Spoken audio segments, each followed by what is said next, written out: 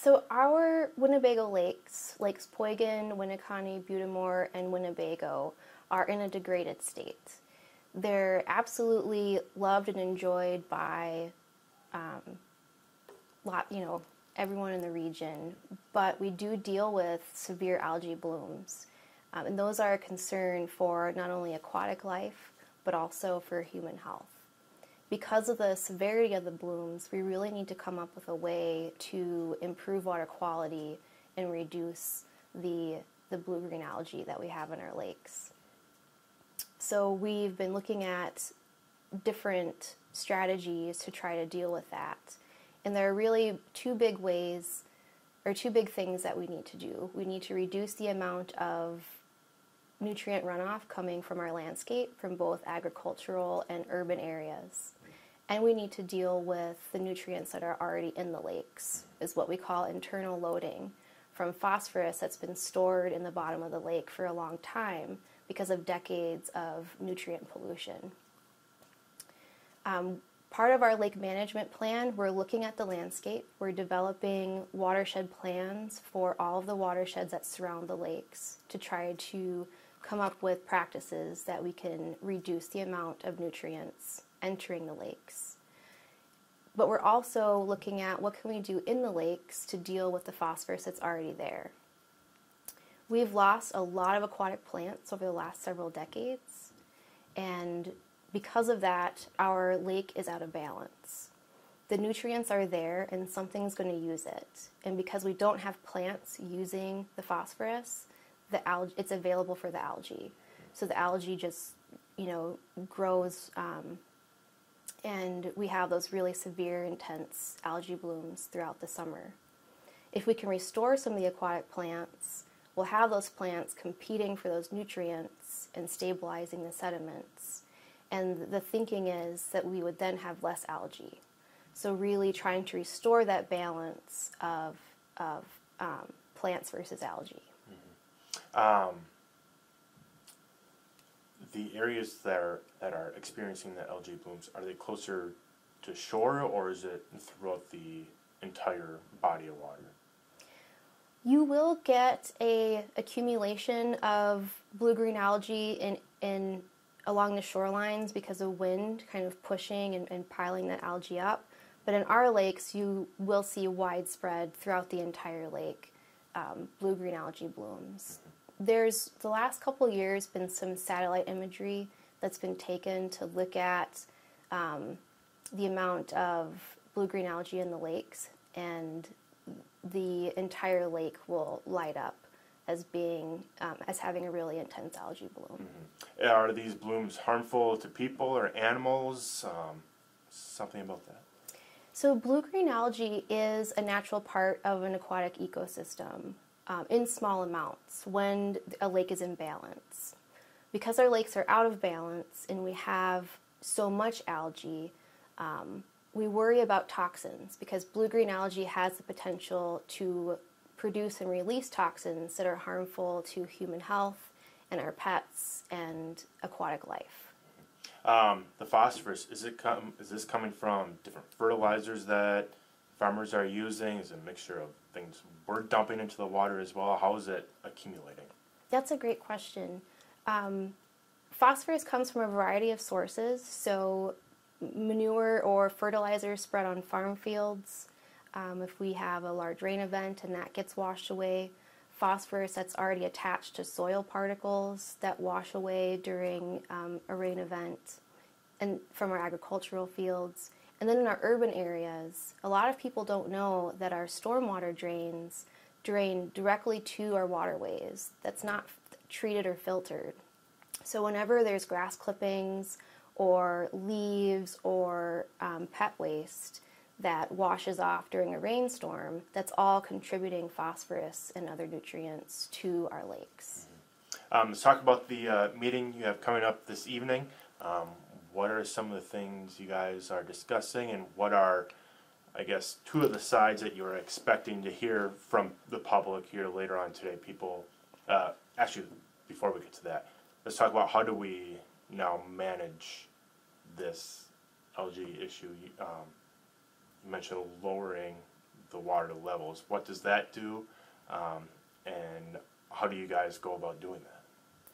So as part of the lake management planning process, we have different technical teams. So groups of people that have a lot of experience or knowledge in a particular area get together to figure out how do we improve this particular issue.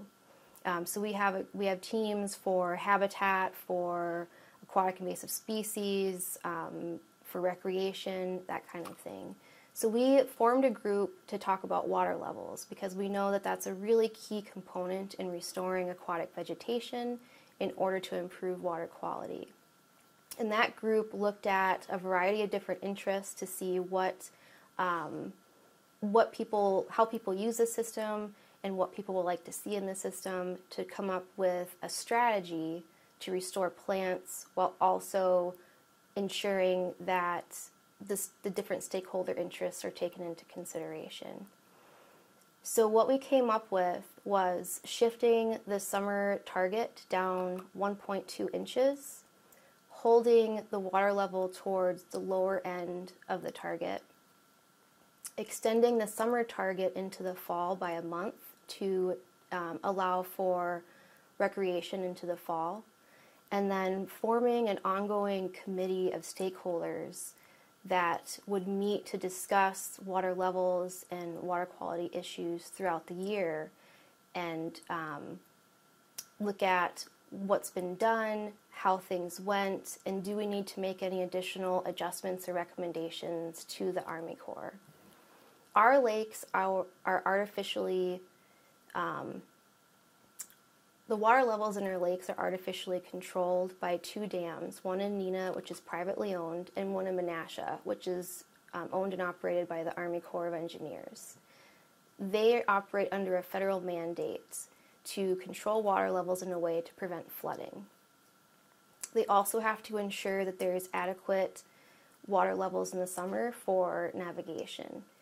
Beyond that, they really try to look at how people use the system and what they need to do to protect shoreline properties and how to meet the needs of downstream users and energy producers to come up with their annual water level strategy. So the group that I've been working with has come up with recommendations for this next year's water level strategy to ask the Army Corps to make some slight modifications to that strategy. The Army Corps took our suggestions into consideration, and so they're holding a public meeting tonight to get more input from people around the system to see how people feel about it, and to really just try to get that public comment. Mm-hmm. I think what's tricky is in such a large system, there are so many variables that sometimes it's difficult to piece everything together to figure out and understand how the system works. And you add that to all the different ways that people use the system, and trying to come up with this annual strategy is really tricky, considering all those factors. So some of the things that we've heard, in 2010, there was a huge explosion of plants in the southern end of Lake Winnebago. It caused a lot of problems for navigation. It was really unsightly as the plants grew. Filamentous algae also grew. We had a huge bloom of filamentous algae, which smells horrible when it decays. And it was a real nuisance. At that time, we didn't have a good strategy in the system for how to deal with a sudden boom in aquatic plants. We didn't have harvesters. People weren't sure about the permitting process or how to even fund treating some of those plants to try to make it so people could still use that part of the system. So people are really concerned that these slight alterations could lead to that same result. And what we've really been trying to do is get people to understand the conditions in 2010. It was really kind of unique conditions. We were dealing with a drought. We didn't have a lot of precipitation. Water was really stagnant in the system because we didn't have that flow through in our system.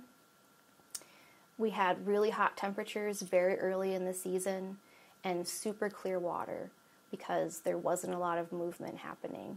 So because of kind of that perfect storm of conditions, we saw that big plant bloom. What we're asking for in our strategy, it's very unlikely it would lead to that type of plant growth. Our goal is to just see plant growth in the fringes of the lakes and some of the really shallow areas. We don't want to see a repeat of 2010 because it's important to us that people are able to use the system and recreate and swim and boat. However, Mother Nature likes to do its own thing, and with extreme weather, we could see a repeat in 2010 regardless of our water level strategy. So we can plan with the best intentions, but if we have that perfect storm of conditions, even if we don't change the water level strategy, we could see another plant bloom. So what we're doing as part of the lake management plan is coming up with strategies so we can be prepared for that if it ever does happen again in the future. Annual strategy sets goals and targets for water levels throughout the year, but how we meet those targets really depends on basin conditions. And what I mean by that is all the water that lands in Crandon or Portage ends up flowing through Lake Winnebago. So that's a huge area that the Army Corps has to consider when they're trying to plan for what gates to open or what gates to close. So they have a strategy that they use as a guide throughout the year, but what it actually looks like can be a lot different depending on weather, precipitation, snow cover, all of those types of factors. So it's tough to answer your question because it's not... I don't have a real good way to tie this change to downstream flows because it really depends on basin conditions. Sure. So there's a chance, I mean, if we go a long period of time without any rain or snow, it could naturally just drop to this level that you guys are shooting for without the Army doing anything, essentially? Yeah, and we've seen that in past years where we didn't have a lot of precipitation. We were in a drought period. The Army Corps had all the gates at the dams closed trying to hold water in the lakes, but the lake levels continued to drop just because of evaporation. What type of plants are you guys looking to then plant if this kind of goes through? Are these all native plants to these specific lakes? That's a really great question. So we're not actually going to plant anything. If the sunlight hits the bottom of the lake in the near shore areas, we will likely see a natural resurgence of our aquatic communities. So those plant bases, either the seeds are already there in the sediment, or plants from nearby communities will spread to those areas. We want to keep an eye on what's going on because we definitely don't want aquatic invasive species, but there are pockets of really healthy native plant communities, and we'd love to see a small expansion of those. Maybe you answered this, but okay, so we're not planting anything. How do we make sure the sunlight does hit these areas and they come back? That's a great question too. So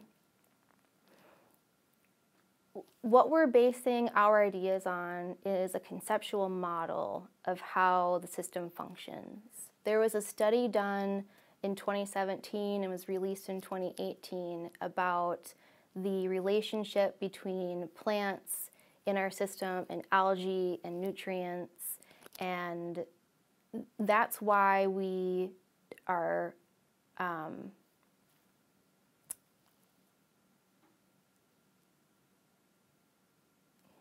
I don't know how to say that, I guess.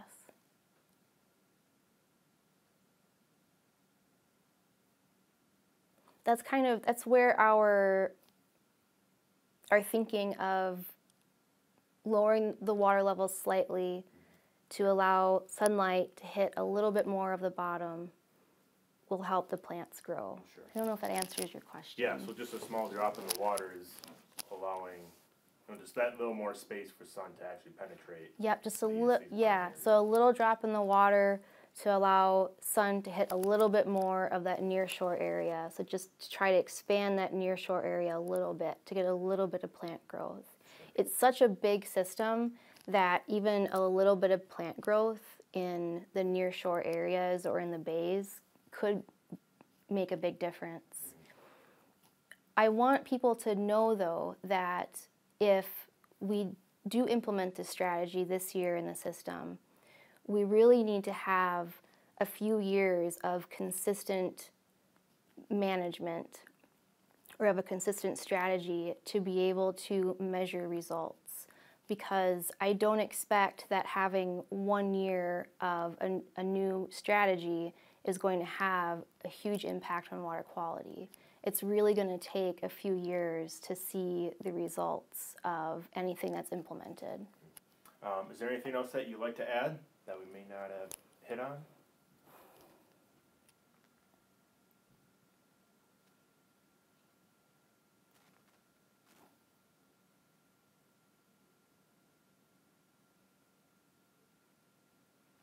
I guess it's really important to us that what I'd like to say, I guess, and I know you're not talking about the lake management plan, but just in case you happen to include something, the lake management plan that's being developed for the lakes is really a stakeholder plan. And we're coming up with strategies on how to improve the lakes to make it a healthier system and better for recreation. And we want people to get involved. We need people to tell us what do they want to see in the system. What are they willing to do to try to improve the system? And so I would just encourage people to contact us, visit our website and ask us questions, and we're happy to engage.